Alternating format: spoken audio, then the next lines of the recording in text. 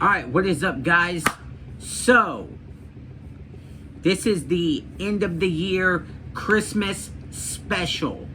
Now, in today's video, we are going to be going through all things Christmas, a little bit of the religious side of it, and aspects of different things that correlate with Christmas, folklore, you know, so on and so on.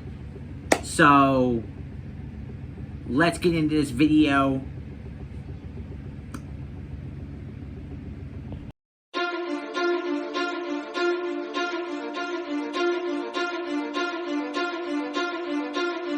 Unless you consider them three groups, which are intimately connected. Some terrifying, some mischievous, and some just downright ominous. And today, I'll start this video off by describing this intimately connected saga. First, let's set the scene. On Christmas, in Iceland, the temperatures average just above freezing, and above the multi-foot-high snow piles that line the country's streets, you'll have plenty of time to observe the northern lights, as there will only be about 5 hours of sunlight on a daily basis around this time of the year. This means there's plenty of eerie, cold darkness to conceal the many creatures that call this country home during the holidays. Stories that date back to a time before bright electric lights in modern day, that rather cast back to a time when your home might have been lit by dim candles. Candles which cast eerie shadows, both inside and outside, that might look a little bit like maybe an ogre, or maybe some gnomes, or possibly like a large cat. We'll start with the most ominous of these creatures, an ogress named Grýla, which is the glue that sort of holds these creatures together.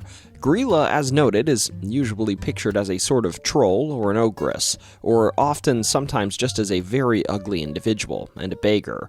In poems which date back to the 13th century, and texts that connect her to Christmas in the 1600s, she's described as an individual that walks around rural Iceland from family to family, asking families with disobedient children to offer her their kids for culinary purposes.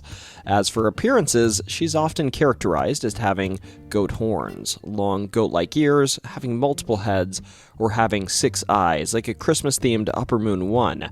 Of course, you can chase her away with a weapon, or in the child's place give her non-human food, and by that I mean food that isn't human, which will drive her back to her home, often in a remote ice cave in the mountains of Iceland, or in a lava field. But she will always return the following year.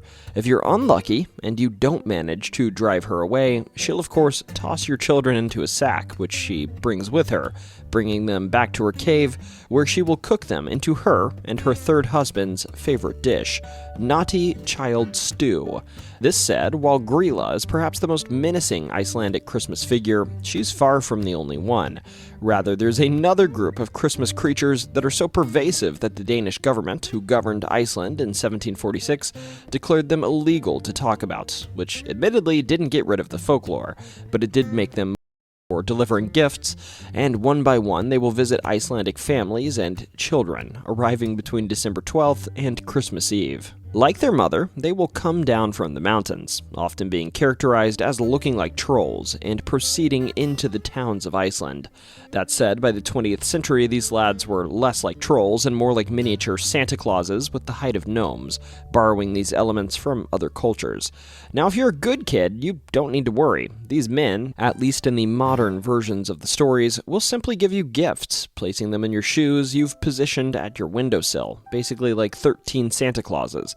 But if you're bad, well, that's another story.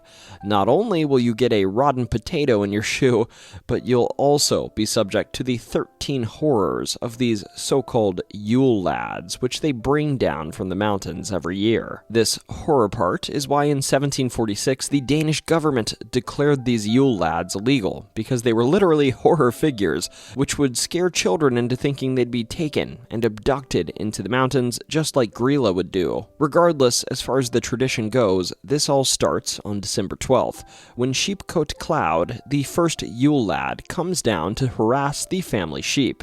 He intends to drink their milk, but sadly for him, he has very stiff legs, so he's rarely successful. Admittedly, I'm not sure why having your cow's milk drank is scary, but hey, this is who he is. Then, in a similar light, on the 13th, Gollygawk comes down. Gollygawk steals milk from family homes as well as the family cows, and he spies on families and their cows while hiding in gullies. Stubby comes down on the 14th. Stubby is sort of short, and he steals pans for the food stuck to their bottoms and brims. Then Spoonlicker comes down on the 15th. He, as you might expect, steals wooden spoons that are used for cooking. He's also known to have some serious nutritional issues. Then Pot Scraper comes on the 16th, and he steals pots to scrape out leftovers and eat them. Bowl Licker comes on the 17th and hides under beds, waiting for wooden food bowls to be placed on the ground, usually for the family pet, after which he will run out to consume these scraps. Door Slammer comes on the 18th, and as you might expect, he slams doors. He enjoys this, I guess, and he does this when all are asleep, slamming all of the doors in the house and waking up everyone. Skyr Gobbler comes on the 19th, and he's aptly named as he likes Skyr, the regional yogurt that you can now buy at Trader Joe's and Whole Foods for way too much money, and the little dude eats it all up. Sausage Swiper comes on the 20th, and he hides in the rafters and he snatches sausages that are being smoked. Window Peeper comes on December 21st, and he looks in windows for things to steal. Doorway Sniffer comes on the 22nd, and he has a huge nose, which he uses to smell and steal the traditional leaf bread from the Icelandic families. Meat Hook, and he grabs meat and snatches it upwards. Today, the legend goes, he'll steal the traditional lamb Christmas dinner. And finally, Candlebaker follows children walking outside at night. Old Iceland, when it was generally the expectation that workers finish processing wool before Christmas Eve, after which their boss would often bestow upon them a fresh piece of wool clothing. So in short, this is related to the economic necessity for a successful wool production. Today, because of this, it's generally Icelandic tradition that people get new clothing on Christmas Eve. And, well, there's a reason for this. It's not just the demands of bosses nowadays, but supposedly because something will be lurking on the streets of your town, peering into your window and ensuring that you're wearing a fresh piece of clothing. This creature is the Yule Cat, Gríla's pet, who wanders down like the others from the mountains, and this tiger-sized feline will enter towns, and if it comes across an individual that isn't wearing a new piece of clothes, it will, at least in the old legends, first warn its prey with a large meow, according to the old poems, and will then take these people into the mountains, or sometimes just devour them on the spot. Today, though, this creature just steals your Christmas dinner, which is a little more chill if you ask me.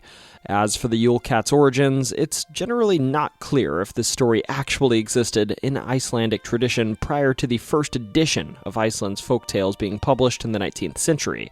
Regardless, stories of murderous feline are well known today, and theories about why this feline exists vary too, but many think it's related to Freyja, the goddess of love and sorcery in Icelandic mythology, who flies through the skies like Odin in a sled pulled by flying cats. It might also just be related to the fact that cats are far more common of a pet in Iceland than dogs, or possibly it's related to the ghoul cat, a folkloric feline of Iceland that supposedly buries itself in the ground of a cemetery, growing to the size of a dog, before leaving the cemetery, after which it will feed on pretty much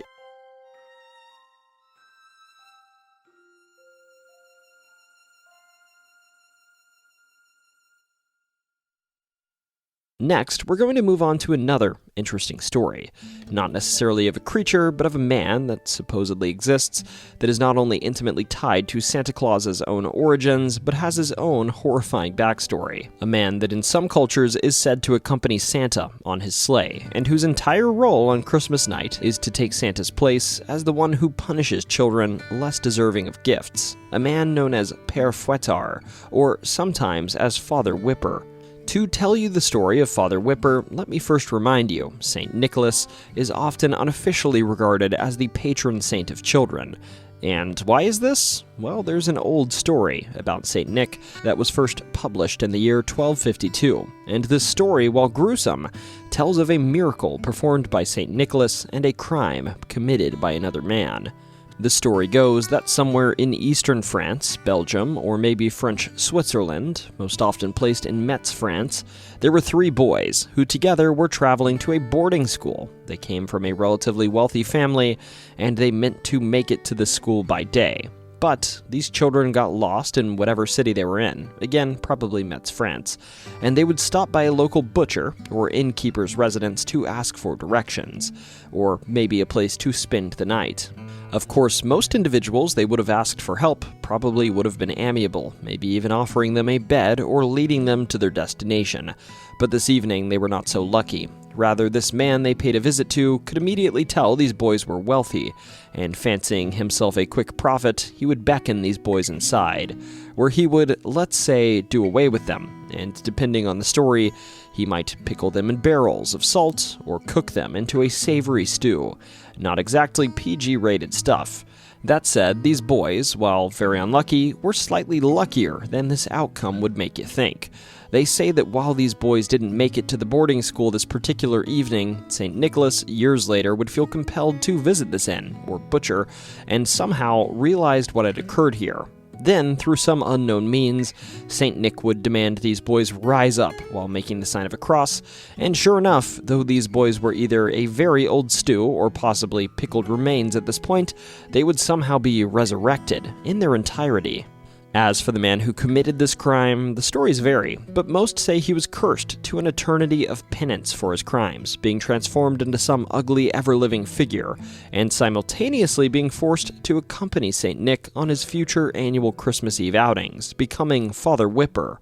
Nowadays, this Father Whipper is a monstrous man. He wears dark robes, has greasy, smelly hair, a long beard, and of course a whip, or switches, devices he uses to punish children. And also he has a backpack, which he may occasionally use to abduct some poor kid. In short, to describe this Father Whipper figure, if Santa Claus is good cop, Father Whipper is the bad cop. And while most American interpretations of Santa Claus describe your punishment for poor behavior as receiving some lumps of coal or something, Father Whipper is more likely to smack you with one of his implements or abduct you to perhaps consume you later, which I guess Santa Claus allows, despite the fact that he apparently has a distaste for the consumption of kids earlier in the story. I don't know about this particular bit of folklore. More modern versions of this Father Whipper character mellowed up a bit, though, and rather than simply abducting and eating kids, he'd just take them to jail, and, well, maybe rip out some body parts along the way that allow individuals to speak. He'd also sometimes cage kids, and sometimes he's depicted with another character at his side, his wife, who is named Mother Flog, who fills a similar role but is maybe a bit nicer, releasing children that have repented. So the Yule Goat is less a cryptid and more of a tradition, but its origins are also sort of wrapped up in very real goats, so I thought it would be a welcome addition to this list of strange Christmas-adjacent figures. So, let me be clear, this isn't certain, but it is possible that Yule goats are rooted in pagan tradition, though there's no actual evidence to prove that. Rather, people think it's just interesting that this symbol persisted in Scandinavia, and they think it's awfully coincidental that the Romans didn't make it to the oh-so-cold Scandinavia. Thus, Christianity didn't make it to Scandinavia until like 1000 AD. Around the Middle Ages. Therefore, some put forward that more recently than in the rest of Europe, pagan cultural practices were retained in Scandinavia, including possibly the Yule goat. More evidence for this is that in Norse folklore, goats were downright pervasive. They were sacrificed, they were eaten, and they were even a prominent figure in Valhalla. You know, the whole goat whose udders emit mead to make the dead Valhalla warriors good and drunk stuff. Proper good folklore. Goats also pulled Thor's chariot. Either way, this is just conjecture. We don't really know if these two are actually connected in reality. Regardless of where it comes from, though, it is undeniable that the Yule goat is a prominent piece of modern Scandinavian Christmas.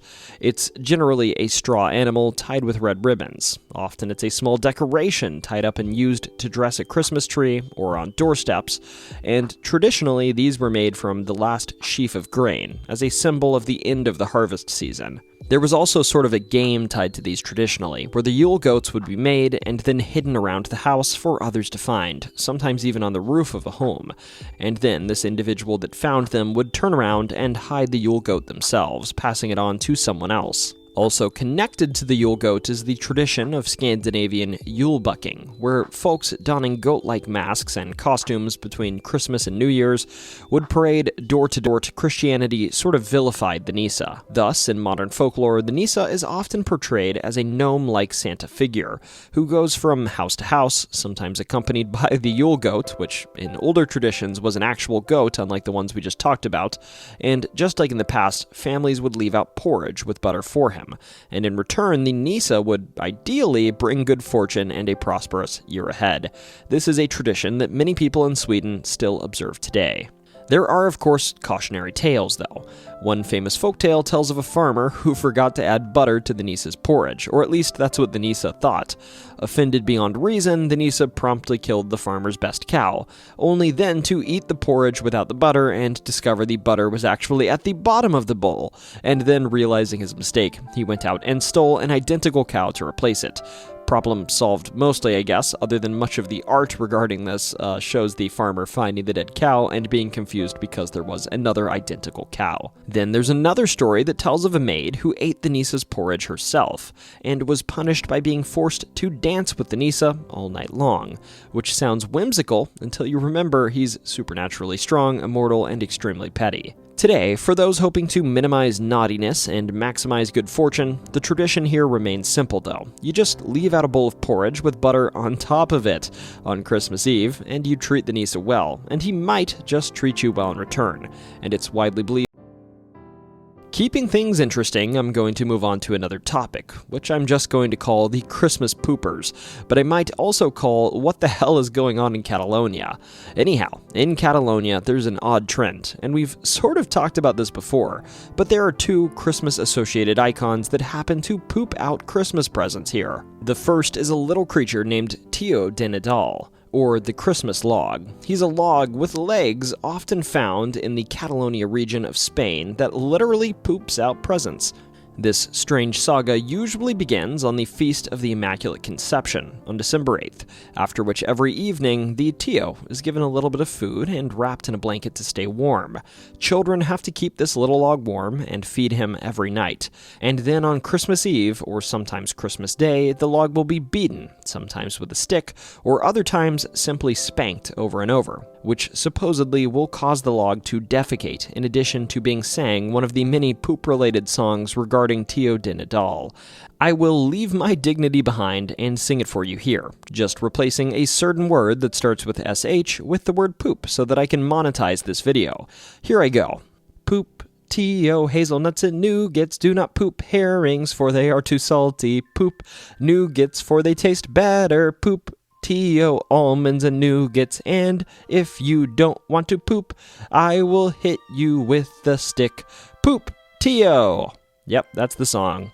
Then the children must go pray somewhere else in the home, or they must go warm their sticks in the kitchen or next to a fire in the home, and then by the time they return to Tio, the Tio has pooped out some desirable goods. Now, usually these aren't big presents, rather they are candies, nuts, or small toys. Usually it's just gifts that are shared by the family, rather than the actual Christmas presents. Further, also in Catalonia, is a figure reported as the Caganer, who is a figure depicted as pooping that is often put in nativity scenes in Catalonia and neighboring areas. His name is El Caganer, literally meaning the pooper, and he's just a peasant, wearing a red Catalan hat with his butt exposed and pooping. The tradition of putting this by a nativity scene dates back to the 17th and 18th century, and in European countries there are often large models of the city of Bethlehem, in addition to nativity scenes, and this pooper is an essential part of this tradition. Mary Lloyd is a tradition that feels less like a holiday custom and more like something you'd engage in Halloween. It feels pretty overtly pagan if you ask me, but whether or not it is, it's pretty unclear. Regardless, it's worth clearing up one detail. Mary Lloyd isn't actually the name of this monster. It's the name of the tradition itself. It's a strange sort of ritualized performance that has survived in bits and pieces for centuries. At its center is the Mary Lloyd figure, which is usually made from an animal's skull, most often a horse, sometimes a cow's skull too, mounted on the end of a pole, with a white sheet or sackcloth draped over the pole and down over the person carrying it, completely obscuring the performer. The skull itself is often elaborately decorated with glass eyes, ribbons, bells, or colored streamers that gives it a mix of festivity and an ominous flair. It's cheerful, it's sort of horrifying, and ultimately it's just a horse's skull staring directly into your soul. This tradition is tied to something called wassailing, which dates back to the Middle Ages. Wassailing involves a group of people going house to house during the winter months, singing, drinking, and exchanging good wishes for the coming year. In many ways, it's the ancestor of modern Christmas caroling that's just a lot louder, drunker, and involving skeletal livestock. And frankly, it's pretty similar to Yule balking, which we talked about earlier. Wassailing itself is very old. Variations of it are referenced as far back as the 8th century, and it even appears in Beowulf. By the 14th century, it had become a widespread custom across Britain, but in parts of Wales, the tradition evolved in a particularly unusual direction. Because in a Mary Lloyd procession, when someone knocks on your door, you don't just open it up to find smiling neighbors in scarves. You find a horse's skull perched atop an impossible height, snapping its jaw and bobbing towards you, while a group of people stand by it, fully committed to this situation. So this group is usually led by a well-dressed individual that's often carrying a staff or dressed in finery, and it might include other costumed characters as well. And when they reach a house, the visitors and occupants engage in a call-and-response song, traditionally sung in Welsh, and this exchange, called a punco, is essentially a battle of improvised rhyming verses, the Mary Lloyd and her entourage asking to be led inside, while the people in the house responding with increasingly elaborate reasons why they aren't going to let the Mary Lloyd inside. This goes on for a while, but eventually, inevitably, the household loses the lyrical battle and must allow the group to enter, and then, once inside, all pretenses drop. The wassailers are given food and drink, and the Mary Lloyd creature chases both children and adults around the room, snapping its jaw and raining chaos. Now, as for where the Mary Lloyd actually comes from, that's where things are admittedly probably a bit lost to time. Some have suggested it's a remnant of pre-Christian pagan tradition, possibly tied to winter festivals or even Samhain, given the imagery of death and rebirth implied by a dead horse returning to life. That said, there's no solid evidence linking it directly to ancient pagan worship, and most scholars are cautious about making that leap. The truth is, the origins of Mary Lloyd remain unclear. Heck, even the name is debated. Many believe Mary comes from mare, meaning a female horse, while Lloyd translates to gray, making gray mare a likely interpretation. Others point to frequent references to the Virgin Mary in songs associated with the tradition, suggesting the name might have been Christianized over time. And confusingly, and very on brand with this tradition, both explanations may be true at the same time. The earliest written records of Mary Lloyd date to the 19th century, and they're not flattering. At the time, the practice was condemned by religious authorities as immoral, disorderly, and inappropriate, and for much of the 20th century it was actively discouraged and faded in many areas as Christianity tightened its grip on rural Welsh communities. But the Mary Lloyd didn't disappear despite this. In the mid-1900s, interest in Welsh folklore surged, helped along by works like Vernon Watkins' poem The Ballad of the Mary Lloyd, as well as appearances in modern literature and pop culture. Eventually, this tradition began to re-emerge, not necessarily as a threat to Christianity, but as an elaborate piece of cultural heritage. Thus, today, Mary Lloyd processions still take place in parts of Wales during the winter months, especially around Christmas and New Year's. While the connection to Christmas is loose at best, the timing stuck, and the imagery. The Bible does give us answers. Hidden in its pages are clues that show us when Jesus was really born. Ancient calendars from the temple, shepherds in the fields, orders from the Roman emperor, even the stars in the sky. All these clues point to the real date. What if we could actually prove when Jesus was born? What if every detail was planned so perfectly that the truth has been right there all along, just waiting for us to find it? Today we're going to follow the evidence. Real clues from the Bible and from history.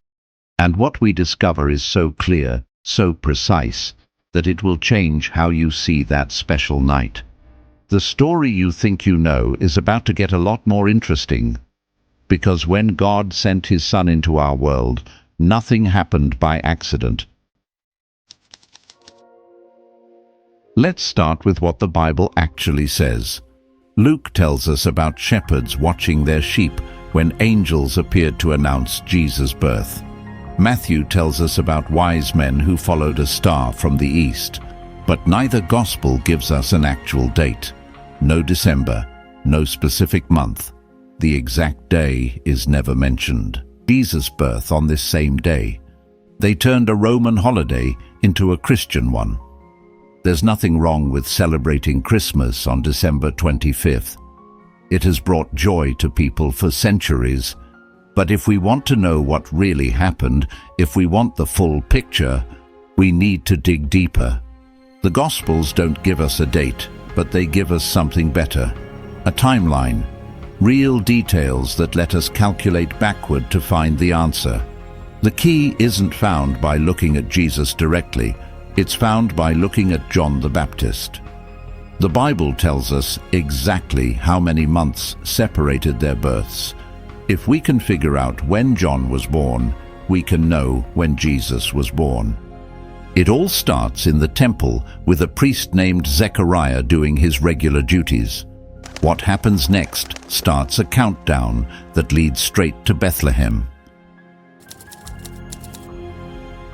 Luke chapter 2 verse 8 gives us our first clue. There were shepherds living out in the fields nearby, keeping watch over their flocks at night. This might seem like just background information, but anyone who knows about life in ancient Israel understands something important. Shepherds didn't stay outside with their sheep during winter. From November through February, the hills around Jerusalem got cold and rainy. Rain would come down hard. Temperatures dropped at night. During these months, shepherds brought their animals inside to protect. It was a time of year when the nights were warm enough to sleep outside, when there was enough grass for the sheep to eat. Spring or early fall would fit. Winter doesn't. But there's something even deeper here. The fields around Bethlehem weren't just any pastures. This is where they raised lambs for the temple sacrifices. For generations, priests had come to these exact hills to pick perfect lambs, lambs whose blood would be used to pay for people's sins. And on one of those mild nights, angels appeared to these shepherds with a message of hope. The true Lamb had been born, the one who would bring forgiveness and new life. The same hills that had raised lambs for sacrifice were chosen to hear the news of the Lamb who would save the world. Even creation seemed to be part of the plan, the season, the location, the symbolism. Nothing was accidental, and the next clue confirms it, an order from the Roman emperor that fulfilled ancient prophecy. Luke chapter 2 verses 1 to 3 tells us about something that changed everything. In those days, Caesar Augustus ordered a census of the entire Roman world. This was the first census while Quirinius was governor of Syria. Everyone had to go to their own town to register. This wasn't just paperwork. This was how Rome controlled people, cold, efficient, and uncaring about how it affected lives. But even the emperor's order served God's plan. It forced justice. The prophet Micah had written, "But you, Bethlehem, though you are small, out of you will come a ruler over Israel." Micah 5:2. An emperor who knew nothing about this prophecy gave an order that made it come true. But there's another detail here that helps us know the timing. Romans never did censuses in winter. They were practical. They needed people to travel. They needed roads to be clear. They needed food to be available. Late summer or early fall had all of these. Winter didn't. Think about what Joseph and Mary faced. More than 80 miles of travel, mostly on foot, or maybe with a donkey. Mary was about to give birth. Traveling in cold rain through muddy roads with nowhere to stay along the way, it would have been nearly impossible and very dangerous. A calendar that had been counting down to this moment for centuries. This next piece of evidence is really precise, almost like math. And it starts with a priest named Zechariah, John the Baptist's father.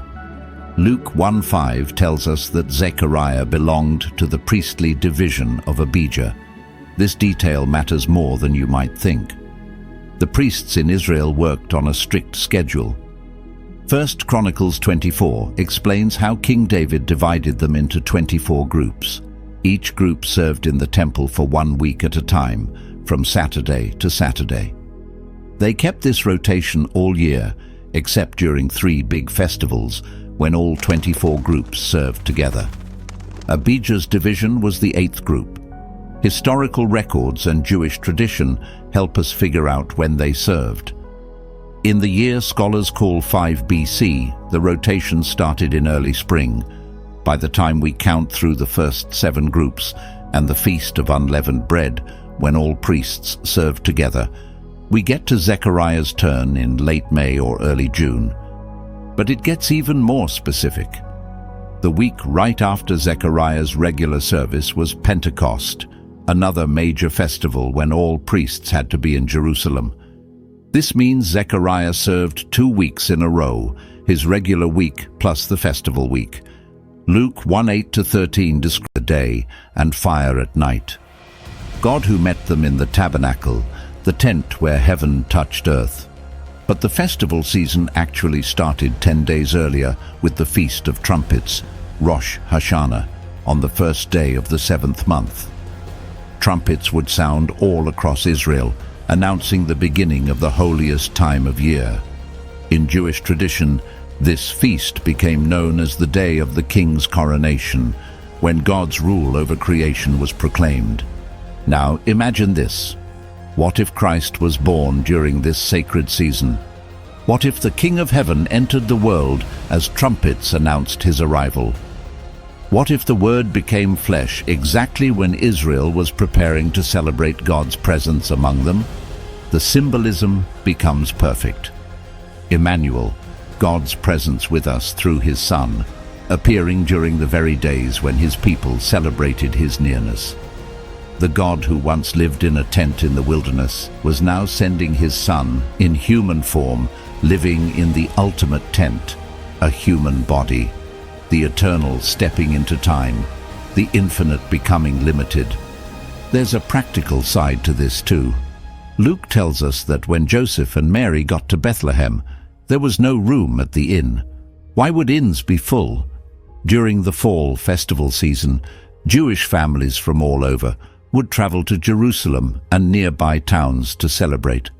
Bethlehem, just a few miles from Jerusalem, would have been packed with pilgrims building their temporary calendar, placing Jesus' birth in September, the shepherds out in mild weather, the star appearing in September of 7 BC. And now the fall festival season, from trumpets announcing the king to tabernacles celebrating his dwelling. If Jesus was born during this time, the meaning becomes impossible to miss. The king announced by heavenly trumpets, God's Son living among his people, and one day those same trumpets will sound again when he returns. But even this perfect harmony of prophecy and festival is confirmed by one more witness, history itself. And it comes from an unlikely source, the rule of a fearful, murderous king. Matthew chapter 2 tells us that when Herod heard of a newborn king, he reacted with fear and rage. History remembers him as ruthless, paranoid, and addicted to power. When he failed to get information from the Magi, he issued one of the darkest orders in the New Testament. Every boy in Bethlehem 2 years old and younger was to be killed. A horrifying decision, but one that unintentionally gives us a precise place on the timeline. The Jewish historian Josephus records the key detail. Herod died shortly after a lunar eclipse and before Passover in the year 4 BC. That single fact becomes a boundary line.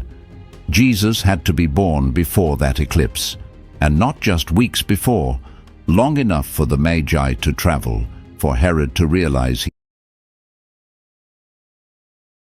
been deceived, and for the order to be carried out. That's why he targeted every boy 2 years old and younger. He was covering a time range. When we place these events together, the window becomes very narrow. Jesus was born while Herod was still alive, but not earlier than the Prion, the frightened king, the innocent children, the flight to Egypt. Every detail fits the same season. And once Herod dies in early 4 BC, the curtain closes on that chapter. The Messiah had already arrived, the prophecy had already been fulfilled, and the world would never be the same again. Now that every piece is on the table, the picture becomes impossible to ignore. The birth of Jesus wasn't placed randomly in the calendar. Each clue locks into the next like gears turning in perfect timing. The shepherds were outside at night, something that only happened when the evenings were mild, pastures were open, and rain wasn't pouring down. That alone pushes us out of winter and into spring or fall. But the census adds even more weight. Rome didn't move millions of people across an empire during storm season. They chose dry roads, safe travel, and harvest time. Again, fall becomes the most logical moment. Then the temple calendar steps in with mathematical precision. Zechariah's division serves in late spring. Elizabeth conceives shortly after. 6 months later, Mary receives Gabriel's announcement. 9 months after that, Jesus is born. The timeline points to early fall of 4 BC. Astronomy paints the same picture. Jupiter and Saturn rising together in the skies of Israel in September of 7 BC, announcing a Jewish king to astrologers in the east, giving them months to prepare their journey. And then comes one of the most beautiful pieces, the Feast of Tabernacles. A season of joy, of families living in temporary shelters, celebrating the God who tabernacled among his people. John's language suddenly becomes clear. The Word became flesh and set his dwelling among us. Finally, Herod's death seals the window shut. Jesus had to be born before early 4 BC. All the evidence, scripture, history, tradition, astronomy, climate, and the priestly rotation, now lines up into one conclusion. The early fall, most likely September of 4 BC.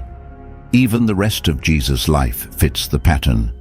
If he was born in early fall and began his ministry at about 30, then a 3.5-year ministry ending at Passover, fine precision woven into every detail of Christ's arrival, from the priestly schedules in the temple to the movements of distant planets, from the routines of shepherds to the orders of emperors, from the sacred festivals of Israel to the rule of earthly kings. Everything moved according to a plan set before time began. The evidence shows beyond doubt. God planned every detail with perfect precision. We can trace it. We can calculate it. We can see how heaven and earth lined up in September of 4 BC during the holiest season of Israel's calendar. Trumpets announced the king. The nation prepared to celebrate God's presence among his people through his Son. And that's exactly what happened. The Word became flesh and lived among us. But what about December 25th? Why has that date endured for so long? Historically, early Christians weren't focused on identifying the exact day of Jesus' birth. For them, the date itself carried symbolic meaning. Many of the early church fathers held an ancient belief that great men died on the same day they were conceived, a tradition that, while not based on historical evidence, gave theological meaning to the date. Since the Gospels show Jesus dying during Passover, the time of the spring equinox, they reasoned that his conception occurred around that same season. Counting 9 months forward from the spring equinox brought them to the winter solstice, which in the ancient Julian calendar fell on December 25th. So while December 25th was not chosen because it matched the real date of his birth, it became a symbolic day to honor the miracle of the Incarnation, the moment when God sent his Son in human form and light entered the world at the truth that God sent his Son into history. The promised Messiah entered our world. The Word became flesh. But here's the question that matters most. If the Word truly lived among us then, does he live in you now? If God cared enough to arrange every detail of history for that moment, the stars, the calendars, the prophecies, the very math of time, how much more does He care about the details of your life, your struggles, your questions, your searching? The story of His birth continues today, in every heart that receives Him, in every life that surrenders to His presence, in every soul that hears the same message the angels brought on that fall night. Alright guys, so I want to first start off by saying this has been a wild year. From me quitting YouTube a while back and then coming back to YouTube and starting this channel from ground zero. Now, the fact that you guys are even sticking around and I still have 13 subscribers is wild to me. So thank you guys so much. And for those of you that have stuck around, it is going to be worth the effort and worth the wait. Because next year we are officially starting a new brand, a new completely different shit. Everything is going to change from here on out. Better content, more frequently, and shit's gonna go crazy. So, what Christmas means to me is family, faith, you know, the good times, the bad times, and everything in between. I don't think that when you think about Christmas, that you don't think about all those different elements, whether it's family, whether it's God, whether it's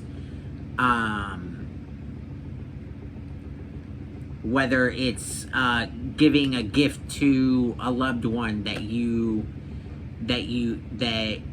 love, and it just means the world to them. You know, this year I got to give a couple gifts to my two nieces, and that was a big accomplishment for me. In fact, it was probably one of the top 10 things I've done in my life. So just that and alone, and the other plans that I got, you know, for them to, you know, get them. So that's going to be pretty fucking awesome. And, you know, it's just about the good times. It's about spending one day and showing everybody around you that they mean more to you than anything else in the world.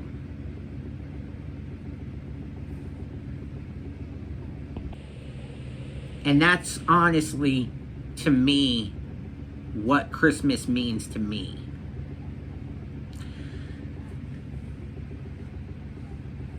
I got to give my my cats their cat tower that you've seen me upload. You know, I got a couple really special gifts from my mom, and you know, shout out to her for those. So, I mean, it's a bummer, you know. 2 years without Hermes. You know, I reflect on that a lot, and it motivates me because I know he's looking down on me, and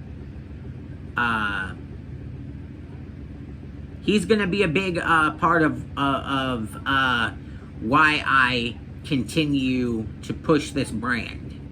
And, you know, things that I'm not going to talk about right now exactly, that I don't want to, you know, ruin the surprise. I want to, you know, keep a little bit to myself. But he is going to be a big part of that. And, you know, without further ado, you know, this video is already going to be long enough. I don't want to bore you guys too much with me just babbling on and on. But yeah, that's what Christmas means to me. And honestly, 2026 is going to fucking be a rocket ship. You know, it's brand new content, brand new concepts. Like, we're gonna go fucking balls to the wall, and we're gonna make this fucking, you know, to the fucking moon. So if you're ready, make sure you drop a like, make sure you fucking subscribe, make sure you join the motherfucking film crew, and let's get ready in 2026, because January 1st will be the first official upload of this new journey in 2026. So let's get it. Peace. We out. Oh, little side note, Merry Christmas. Peace out. Oh, happy holidays to all the people that don't celebrate Christmas also. So, just want to throw that out there. Happy holidays, Merry Christmas, I'm not sure exactly what it is, but just happy holidays.